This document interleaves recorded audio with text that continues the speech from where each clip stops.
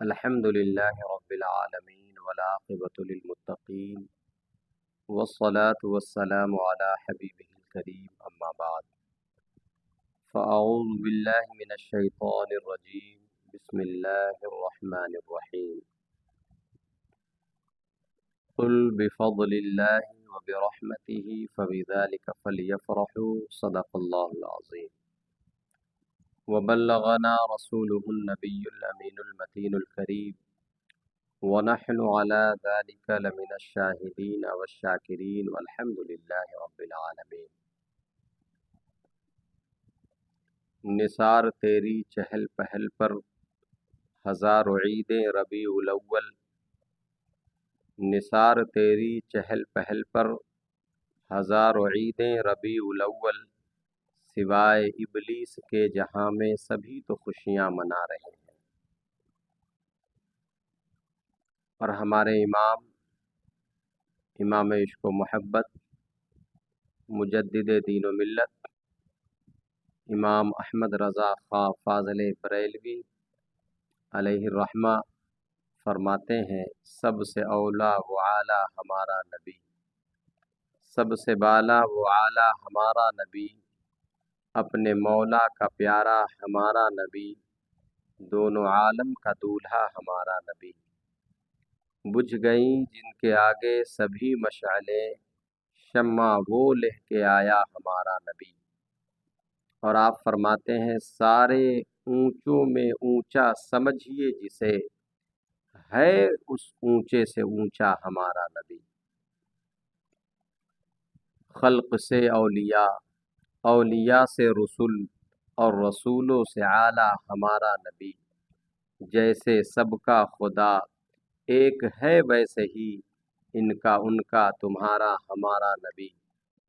دوستان محترم، یہ ماہ ربیع النور شریف کا مبارک مہینہ جو ہمارے اور آپ کے درمیان سے گزر رہا ہے،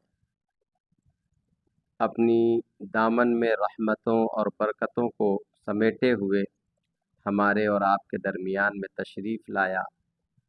دعا کریں اللہ تبارک و تعالی اس ماہ مبارک کے توسل سے تمام سامعین کی دلی نیک جائز تمناؤں اور آرزوؤں کو پوری فرمائے۔ دوستان محترم، خطبہ مسنونہ کے بعد جو آیت مقدسہ میں نے تلاوت کرنے کا شرف حاصل کیا ہے، اس پر کچھ گفتگو کرنے سے قبل آئیے ہم اور آپ انتہائی ادب و احترام کے ساتھ آقائے نامدار، مدینے کے تاجدار، دونوں عالم کے مالک و مختار، آمنہ کے لال، حضرت عبداللہ کے لخت جگر، احمد مجتبیٰ محمد مصطفیٰ صلی اللہ تعالی علیہ وسلم کی مقدس، مطہر، معظم، محترم، محتشم بارگاہ میں درود شریف کا نذرانہ عقیدت پیش کرے۔ اللہم صلی علی سیدنا و مولانا محمد معدن الجود والکرم وآلہ الکرام وابنہ الکریم وبارک وسلم صلاۃ و سلاما علیک یا رسول اللہ، علیک یا حبیب اللہ صلی اللہ تعالی علیہ وسلم۔ دوستان محترم، اللہ تبارک و تعالی نے قرآن مجید میں اپنے محبوب صلی اللہ تعالی علیہ وسلم سے یہ بات کہلوائی کہ اے محبوب آپ کہیے، قل، اے محبوب آپ کہیے، بفضل اللہ، جب اللہ تبارک و تعالی کا فضل ملے، وبرحمتہ، اور اس کی رحمت ملے، فبذالک فلیفرحوا، تو اس پر خوشی کا اظہار کیا کرے۔ سبحان اللہ، اللہ نے خوشی منانے کا حکم قرآن مجید میں دیا، اور کس بات پر خوشی مناؤ؟ جب اللہ کا فضل ملے، اللہ کی رحمت ملے، تو اللہ نے کیا فرمایا؟ اے محبوب آپ لوگوں سے بتا دیں کہ جب اللہ کوئی نعمت اس کو عطا فرمائے تو اس پر وہ خوشی کا اظہار کیا کرے۔ سبحان اللہ۔ اگر ہم اللہ تبارک و تعالیٰ کی نعمتوں کا، اللہ تبارک و تعالیٰ کے فضل و کرم کا، اللہ تبارک و تعالیٰ کی دی ہوئی رحمتوں کا ذکر اور شمار کرنا شروع کریں تو یہ چیز شمار نہیں کی جا سکتی ہے، نہیں کی جا سکتی ہے۔ اگر کوئی انسان مفلس تھا، غریب تھا، اس کے پاس رہنے کے لیے اپنے مکان نہیں تھے، کھانے پینے کے لیے اچھی چیزیں دستیاب نہیں تھیں، اللہ تبارک و تعالیٰ نے کرم فرمایا، ان ساری چیزوں کو اللہ تبارک و تعالیٰ نے اسے عطا فرما دیا، تو ایک طریقے سے یہ اللہ تبارک و تعالیٰ کا اس کے لیے کرم ہے، اللہ کا فضل ہے، یہ اللہ کی رحمت ہے جو اس کو یہ ساری چیزیں عطا کر رہی ہیں۔ اب ان سب چیزوں کے آ جانے کے بدلے میں اگر کوئی انسان خوشی کا اظہار کرے، اپنے دوستوں کو دعوت دے اور جس چیز سے شریعت منع نہیں کرتی ہے وہ کام کرے، جن چیزوں سے شریعت روکتی ہے ان سے بچتے ہوئے اگر خوشی کا اظہار کرے تو وہ انسان غلط کام نہیں کر رہا ہے بلکہ اللہ تبارک و تعالیٰ کے حکم پر عمل کر رہا ہے۔ تو ہر انسان کے لیے رحمت اس کے حساب سے کوئی چیز ہو سکتی ہے، لیکن اللہ تبارک و تعالیٰ نے ہمیں اور آپ کو جو سب سے عظیم نعمت عطا فرمائی ہے وہ کیا ہے؟ یہ مومنوں سے چھپی ڈھکی بات نہیں ہے۔ ہمارے لیے اللہ تبارک و تعالیٰ کا سب سے بڑا فضل یہ ہے کہ اللہ تبارک و تعالیٰ نے ہمیں اپنے محبوب صلی اللہ علیہ وسلم کی امت میں پیدا فرمایا، نبی آخر الزماں صلی اللہ علیہ وسلم کو ہمارا نبی بنایا۔ اب اس بدلے میں اگر امتی خوشی کا اظہار کرے، خوشی منائے تو یہ کوئی غلط کام نہیں ہے بلکہ اللہ تبارک و تعالیٰ کے حکم پر عمل کرنا ہے۔ جب بھی ماہ ربیع النور شریف کا مہینہ آتا ہے، عشاقان نبی صلی اللہ علیہ وسلم کے چہرے کھل اٹھتے ہیں، ان کا گھر سج جاتا ہے، ان کی گلیاں سج جاتی ہیں، ان کے گھروں کے اوپر جھنڈے لگ جاتے ہیں، ایک دوسرے کو مبارکبادی پیش کر رہے ہوتے ہیں، گویا وہ یہ بتا رہے ہوتے ہیں کہ ہم اللہ کے رسول صلی اللہ تعالی علیہ وسلم کے آمد کی خوشی کا اظہار کر رہے ہیں۔ تو کچھ لوگ دوستان محترم ایسے ہیں کہ اس خوشی کے اوپر بھی وہ کمنٹ کر رہے ہوتے ہیں، اس کو غلط ثابت کرنے کی کوشش میں لگے ہوئے ہوتے ہیں اور بتاتے ہیں کیا صحابہ نے اس طریقے سے خوشی منائی ہے، کیا اور لوگوں نے اس طریقے سے خوشی منائی ہے، اپنے گھر کو سجایا ہے، لائٹیں کی ہیں اور لوگوں کو اس طریقے سے دعوت دے کر کے کھانا کھلایا ہے۔ تمام ساری باتیں لوگوں کے سامنے میں آ رہی ہوتی ہیں اور وہ کسی طریقے سے میلاد اور حضور صلی اللہ علیہ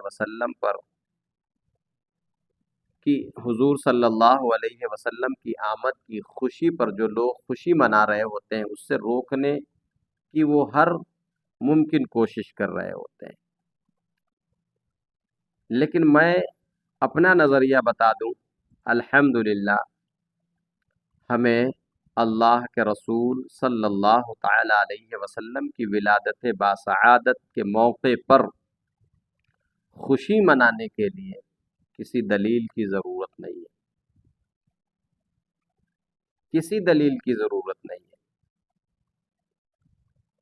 ہمارے گھر میں جب بچوں کی ولادت ہوتی ہے تو ہم اس وقت قرآن سے دلیل نہیں ڈھونڈ رہے ہوتے ہیں کہ کہاں سے ہمیں دلیل مل جائے کہ میں اپنے بچوں کی پیدائش کی خوشی مناؤں۔ بغیر کسی دلیل کے ہم اپنے بچوں کی ولادت پر خوشی مناتے ہیں۔ تو الحمدللہ ہم بغیر کسی دلیل کے اپنے آقا و مولا صلی اللہ تعالی علیہ وسلم کی مبارک آمد والی تاریخ کے آنے کی خوشی کو بھی اسی طریقے سے منا رہے ہوتے ہیں۔ دوستان محترم، ایسا نہیں ہے کہ علماء اہل سنت کے پاس دلیل نہیں ہے، وہ دلیل تو اتنی دے دیں کہ پڑھتے پڑھتے موت طاری ہو جائے گی، لیکن الحمدللہ دلیل ختم نہیں ہوگی۔ اللہ کے رسول صلی اللہ تعالی علیہ وسلم نے خوشی منایا کہ نہیں منایا، صحابہ نے خوشی منایا کہ نہیں منایا، یہ تو بات کی بات ہے، لیکن میں آپ سے یہ عرض کرنا چاہوں گا، آپ دیکھیں اللہ کے رسول صلی اللہ تعالی علیہ وسلم کی سیرت کی کتابوں کو اٹھا کر کے کہ حضور صلی اللہ تعالی علیہ وسلم وہ ذات مقدس ہیں کہ اگر حضور چاہ لیتے تو احد پہاڑ اللہ کے رسول صلی اللہ علیہ وسلم کے پیچھے پیچھے سونے کا بن کر کے چلتا، لیکن حضور صلی اللہ علیہ وسلم نے اس چیز کو پسند نہ فرمایا، بلکہ آپ نے عاجزی والی زندگی پسند فرمائی، آپ نے غریبی والی زندگی پسند فرمائی، تاکہ آپ کی امت کو یہ سبق مل جائے کہ جب نبی عاجزی اور انکساری کے ساتھ غربت میں زندگی گزار سکتے ہیں تو ہم اور آپ کیوں نہیں گزار سکتے ہیں۔ آپ اپنے آقا صلی اللہ علیہ وسلم کے گھر کی تاریخ اٹھا کر کے دیکھیں، کئی بار ایسا ہوا کہ حضور صلی اللہ علیہ وسلم کے گھر میں مہینوں چولہا نہیں جلا، کھانا نہیں پکا۔ حضور صلی اللہ تعالی علیہ وسلم وہ اللہ تبارک و تعالی کی طرف سے ذات مقدس ہے کہ حضور صلی اللہ علیہ وسلم اگر تشریف نہ لاتے تو اللہ تبارک و تعالی اس دنیا کو پیدا نہیں فرماتا۔ حضور صلی اللہ علیہ وسلم کو بنانا مقصود نہیں ہوتا تو دنیا کی کوئی چیز نہیں بنتی، ہر چیز میرے آقا صلی اللہ علیہ وسلم کے صدقے میں، لیکن اس کے باوجود حضور صلی اللہ علیہ وسلم نے اپنی اس طریقے کی زندگی کو پسند فرمایا۔ آپ تاریخ اٹھا کر کے دیکھیں کہ حضور صلی اللہ علیہ وسلم کے گھر میں مہینوں چولہا نہیں جلا ہے، لیکن اسی گھر کی بات میں آپ کو بتانے لگا ہوں، جب آپ کے گھر میں کسی بچے کی ولادت ہوتی تو حضور صلی اللہ علیہ وسلم باقاعدہ اس پر خوشی کا اظہار کیا کرتے تھے۔ آپ اٹھا کر کے دیکھیں حضرت امام حسن، یہ حضور صلی اللہ علیہ وسلم کے نواسے، حضرت امام حسین حضور صلی اللہ علیہ وسلم کے نواسے ہیں۔ آپ دیکھیں نا ان کی تاریخ کو اٹھا کر کے کہ حضور صلی اللہ علیہ وسلم کے نواسوں کی جب ولادت باسعادت ہوئی تو حضور صلی اللہ علیہ وسلم اپنے بیٹی کے گھر تشریف لے گئے اور جانے کے بعد کہا بچی میرے بیٹے کو دو۔ حضور صلی اللہ علیہ وسلم نے اپنے نواسے کو گود میں لیا، کان میں داہنی طرف آپ نے اذان پڑھی، بائیں کان میں آپ نے تکبیر پڑھی اور باقاعدہ 7 دن کے بعد لوگوں کو دعوت دی، اور دعوت میں کیا انتظام فرمایا؟ جس پیغمبر کے گھر میں مہینوں چولہے نہیں جلتے تھے، اس پیغمبر نے اپنے نواسے کی پیدائش پر کیا کیا؟ لوگوں کو دعوت دی اور ساتھ میں سر کے بال منڈوائے اور اس کے وزن کے برابر آپ نے خیرات کیا، صدقہ کیا، اور اس کے بعد حضور صلی اللہ علیہ وسلم نے 2 جانور کو ذبح فرمایا اور اس کے گوشت کو بنوا کر کے اپنے ساتھ اپنے صحابہ کے درمیان میں تقسیم فرمایا اور بتایا کہ ایک نبی جب اپنے نواسے کی ولادت کی خوشی منا سکتا ہے تو کیا ایک امتی خوشی نہیں منا سکتا ہے؟ یہاں پر رک کر کے ایک بات میں اور عرض کرنا چاہوں گا، دلچسپ بات ہے، اگر اچھی لگے تو آپ خود بھی سنیں اور لوگوں کو شیئر بھی کریں۔ آپ دیکھیں نا کہ حضور صلی اللہ تعالی علیہ وسلم کی امت میں پیدا ہونا اپنے آپ میں ایک فخر کی بات ہے۔ یہ کتنا فخر کی بات ہے، اس بات سے آپ اندازہ لگائیں کہ موسیٰ کلیم اللہ جیسے پیغمبر اللہ کے رسول صلی اللہ علیہ وسلم کی امت میں پیدا ہونے کی خواہش مند رہے۔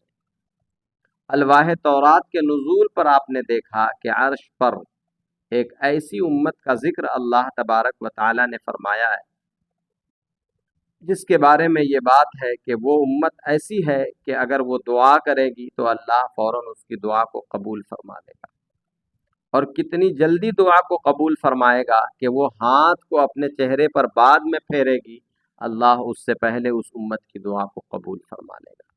حضرت موسیٰ کلیم اللہ جیسے جلیل القدر پیغمبر نے یہ عرض کی، اے پروردگار عالم، جس امت کا ذکر تو نے لوح محفوظ میں فرمایا ہے، اے میرے مالک میری خواہش ہے کہ اس امت کو میری امت بنا دے۔ اللہ تبارک و تعالی نے فرمایا کلیم وہ میرے محبوب کی امت ہے، سبحان اللہ، وہ میرے محبوب کی امت ہے۔ تو موسیٰ کلیم اللہ نے عرض کیا ہے پروردگار اگر میری امت وہ نہیں بن سکتی تو کم سے کم اس نبی کی امت میں مجھ کو پیدا فرما دے، مجھ کو اس نبی کی امت میں پیدا فرما دے۔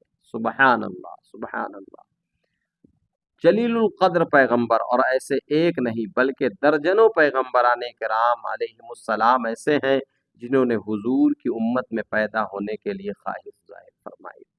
اب دیکھیے ہمارا اللہ تبارک و تعالیٰ کا ہمارے اوپر کتنا بڑا کرم ہے کہ اس نے اس نبی کی امت میں ہمیں اور آپ کو پیدا فرمایا ہے۔ سبحان اللہ، اس نبی کی امت میں اللہ نے ہمیں اور آپ کو پیدا فرمایا ہے۔ امت کون ہے؟ امتی کون ہوتا ہے؟ جو نبی کا کلمہ پڑھ لے، جو کلمہ جس نبی نے لایا، جس نبی کا کلمہ جس نے بھی پڑھا وہ اس کی امت میں داخل ہو گیا۔ کسی نے کہا لا الہ الا اللہ موسیٰ کلیم اللہ، وہ موسیٰ علیہ السلام کی امت میں داخل ہو گئے۔ کسی نے کہا لا الہ الا اللہ ابراہیم خلیل اللہ، وہ ابراہیم علیہ السلام کی امت میں داخل ہو گئے۔ لا الہ الا اللہ اسماعیل ذبیح اللہ، اس کو حضرت اسماعیل علیہ السلام کے امتی بن گئے۔ اس طریقے سے ہر نبی کا کلمہ تھا، جس نے جس نبی کا کلمہ پڑھا وہ اس کی امت میں داخل ہو گیا۔ آپ سے میں بتانا یہ چاہ رہا ہوں کہ حضور صلی اللہ تعالی علیہ وسلم کی امت میں پیدا ہونا اپنے آپ میں ایک اعجاز کی بات ہے۔ سارے لوگوں نے نبی کا کلمہ پڑھا، کیا حسنین کریمین نے کلمہ نہیں پڑھا؟ ایک رشتہ تو آپ کا یہ ہے کہ آپ کے نواسے ہیں، ایک رشتہ یہ بھی ہے کہ حضور صلی اللہ علیہ وسلم کا کلمہ پڑھنے کی وجہ سے آپ مسلمان اور مومن اور آپ کی امت میں۔ سبحان اللہ۔ اب رک کر کے جو میں بات کہنا چاہ رہا تھا، جس بات کی طرف میں آپ کی توجہ لے کر کے جانا چاہ رہا تھا وہ یہ ہے کہ حضور نواسے بھی ہیں، آپ کی امت بھی ہے۔ تو میں یہ کہنا چاہ رہا ہوں کہ حضور صلی اللہ تعالی علیہ وسلم کی ذات عرفہ و اعلیٰ ہے۔ جب حضور نبی ہو کر کے اپنی امت حضرت امام حسن حسین کی پیدائش پر خوشی کا اظہار کر سکتے ہیں تو کیا امتی اپنے نبی کی ولادت باسعادت پر خوشی کا اظہار نہیں کر سکتا ہے؟ جب نبی ہو کر کے نبی امتی کی پیدائش پر خوشی کا اظہار فرما رہے ہیں، خوشی منا رہے ہیں، تو کیا ایک امتی کا یہ فرض نہیں بنتا کہ اپنے آقا کی ولادت باسعادت پر خوشی کا وہ اظہار کرے؟ سبحان اللہ، یہ ہمارے حصے میں وہ چیز آئی ہے کہ اللہ تبارک و تعالیٰ نے ہمیں اپنے محبوب کی ولادت باسعادت کی خوشی منانے والوں میں پیدا فرمایا، اور اللہ تبارک و تعالیٰ سے یہ دعا ہے کہ اسی عقیدے پر ہمارا خاتمہ بھی فرمائے، خاتمہ بھی اللہ ہمارا اسی عقیدے پر فرمائے۔ دوستان محترم، اللہ کے رسول صلی اللہ علیہ وسلم نے خوشی کا اظہار کیا، اور سائے ستہ کی حدیث پاک حضرت امیر معاویہ رضی اللہ تعالیٰ عنہ اس کے راوی ہیں، فرماتے ہیں کہ صحابہ کرام بیٹھے ہوئے تھے، حضور صلی اللہ تعالیٰ علیہ وسلم تشریف لائے، اور لانے کے بعد کہا اے صحابہ یہ مجلس کیوں سجی ہوئی ہے، کس لیے بیٹھے ہوئے ہو؟ تو صحابہ کرام نے کہا یا رسول اللہ صلی اللہ علیہ وسلم ہم اللہ تبارک و تعالیٰ کا شکر ادا کرنے کے لیے بیٹھے ہوئے ہیں۔ سبحان اللہ، کس بات کے لیے بیٹھے ہوئے ہیں؟ اللہ تبارک و تعالیٰ کا شکر ادا کرنے کے لیے بیٹھے ہوئے ہیں۔ تو اللہ کے رسول صلی اللہ علیہ وسلم نے فرمایا کہ اے صحابہ، کس بات کا شکر ادا کر رہے ہو؟ تو صحابہ کرام کا جملہ سنیے، آپ فرماتے ہیں یا رسول اللہ، اللہ نے ہمیں آپ کی امت میں پیدا فرمایا، آپ کو ہمارے درمیان مبعوث فرمایا ہے، اس بات پر اللہ تبارک و تعالیٰ کا شکر ادا کر رہے ہیں۔ سبحان اللہ۔ تو حضور صلی اللہ علیہ وسلم نے فرمایا اے صحابہ، کیا تم اس بات پر قسم اٹھا سکتے ہو کہ اسی کام کے لیے یہاں پر بیٹھے ہوئے ہو؟ اللہ اکبر۔ تو صحابہ کرام نے کہا ہم اللہ کی قسم کھا کر کے کہتے ہیں، اسی لیے یہاں پر بیٹھے ہوئے ہیں، ہم اللہ کا شکر ادا کر رہے ہیں کہ اللہ نے ہمیں آپ کی امت میں پیدا فرمایا، اور یا رسول اللہ، اللہ تبارک و تعالیٰ نے آپ کو ہمارے درمیان میں مبعوث فرمایا۔ بتائیے، صحابہ کرام نبی کی میلاد نہیں منا رہے؟ اچھا، ایک بات اور، کیا اللہ کے رسول صلی اللہ علیہ وسلم کو اپنی بات پر بھروسہ نہیں تھا؟ صحابہ کرام کی بات پر بھروسہ نہیں تھا کہ ان سے قسم دریافت فرمائی؟ تو یہاں پر مفسرین نے بڑی اچھی بات کہی۔ کیا کہی؟ کہ اللہ کے رسول صلی اللہ تعالی علیہ وسلم نے فرمایا کہ اے صحابہ، ایسا نہیں ہے کہ تمہاری بات پر مجھ کو بھروسہ نہیں تھا، لیکن ابھی میرے پاس جبرائیل آئے ہوئے تھے اور وہ یہ کہہ رہے تھے پروردگار عالم، پتہ نہیں آپ کی امت یہاں بیٹھ کر کے کون سا عمل کر رہی ہے کہ اللہ تبارک و تعالیٰ آسمان میں فرشتوں پر کی مجلس میں اس بات کو لے کر کے فخر کر رہا ہے۔ سبحان اللہ۔ حضرت جبرائیل علیہ السلام نے فرمایا اللہ تبارک و تعالیٰ آپ کی امت کی اس محفل پر آسمان میں فرشتوں میں فخر فرما رہا ہے۔ تو میں نے جبرائیل کو یقین دلوانے کے لیے کہ جبرائیل دیکھ لو کہ میری امت کس کام کے لیے یہاں پر بیٹھی ہوئی ہے، قسم دلوائی۔ اللہ اکبر اللہ۔ یہ محفل میلاد اور ہے کیا؟ جہاں پر نبی کی پیدائش بیان کی جائے، نہ جہاں پر نبی کا ذکر ہو، نبی کا لڑکپن ہو، نبی کا بچپنا ہو، نبی کی ولادت ہو، نبی کی سیرت ہو، نبی کی صورت ہو، نبی کا اخلاق ہو، نبی کا کردار ہو، پیغمبر اسلام صلی اللہ علیہ وسلم کے ہر ادا کو بیان کرنے کا نام سنی میلاد سمجھتا ہے۔ ہر اس محفل کو ہم میلاد النبی کی محفل کہتے ہیں جہاں پر ہمارے نبی صلی اللہ علیہ وسلم کے فضائل ہو یا معجزات ہو یا کمالات بیان کیے جاتے ہیں۔ تو صحابہ کرام نے کیا نہیں کی؟ اور اس محفل کو کرنے پر اللہ تبارک و تعالیٰ کتنا خوش ہوتا ہے، اس سے یہ بھی چیز ظاہر ہو رہی ہے۔ تو اللہ ہمیں اور آپ کو اپنے محبوب کی اسی طریقے سے میلاد مناتے رہنے کی توفیق عطا فرمائے، اور خوب منائیں۔ جتنے لوگ میرے سننے والے ہیں ان سے میری گزارش ہے کہ آپ اپنے گھروں کے اندر اپنے آقا صلی اللہ علیہ وسلم کی ولادت باسعادت کی محفل ضرور منعقد کریں، تاکہ آپ کے بچے دیکھیں، آپ سے پوچھیں کہ یہ کس لیے محفل سجائی گئی، تو آپ اپنے بچوں کو بتا سکیں کہ آج ہمارے آقا صلی اللہ علیہ وسلم کی ولادت باسعادت کی تاریخ ہے، یا حضور کی پیدائش کا یہ مہینہ چل رہا ہے جس میں ہم اپنے آقا کی محفل سجائے ہوئے، تاکہ آپ کو دیکھ کر کے آپ کے بچے بھی اسی روش پر قائم رہیں۔ تو اپنے بچوں کی تربیت کے لیے بھی اس محفل کا انعقاد ضرور فرمائیں۔ اب دیکھیے کن کن لوگوں نے کیا۔ صحابہ کرام زندگی بھر اپنے نبی کی میلاد کرتے رہے۔ لوگ کہتے ہیں یہ تو آپ نے اپنی طرف سے بات کہہ دی۔ میں نے کہا اپنی طرف سے کچھ نہیں کہی۔ صحابہ کرام نے جو دین کا کام کیا ہے تو ہر صحابی نے یہ کہا ہے کہ حضور آ گئے ہیں، اب حضور کا کلمہ پڑھو، تو آ گئے ہیں کا جملہ یہ بتا رہا ہے کہ وہ نبی کی میلاد بیان کر رہے ہیں۔ سمجھ رہے ہیں آپ؟ تو اللہ تبارک و تعالیٰ کہنے سننے سے زیادہ سمجھنے کی توفیق عطا فرمائے۔ دوستان محترم، آپ کو ایک روایت میں سناؤں۔ شاہ عبدالحق محدث دہلوی رحمۃ اللہ تعالی علیہ، یہ اپنے وقت کے بہت بڑے محدث ہوئے۔ آپ اپنے والد محترم کا واقعہ بیان کرتے ہوئے لکھتے ہیں کہ میرے والد محترم کی یہ عادت تھی کہ 12 ربیع النور شریف کی تاریخ میں محفل میلاد شریف منعقد کیا کرتے تھے اور عالموں کو بلا کر کے ان کی ضیافت کا انتظام کرتے تھے، ان سے نبی کی میلاد سنتے تھے، اور جو لوگ آتے تھے ان کے لیے باقاعدہ کھانے پینے کا انتظام و انصرام کرتے تھے۔ ایک سال ایسا ہوا کہ آپ کے پاس پیسے نہیں تھے، ربیع النور شریف کا مہینہ قریب سے قریب ہو رہا تھا، جس کی وجہ سے آپ ہر وقت ٹینشن میں رہنے لگے کہ اس بار کیا آپ نے نبی کی محفل نہیں سجا پاؤں گا۔ خیر وہ تاریخ آ گئی اور کہیں سے کچھ انتظام بھی نہیں ہو پایا، تو آپ فرماتے ہیں کہ میرے والد محترم نے 2 آنے کا چنا منگوایا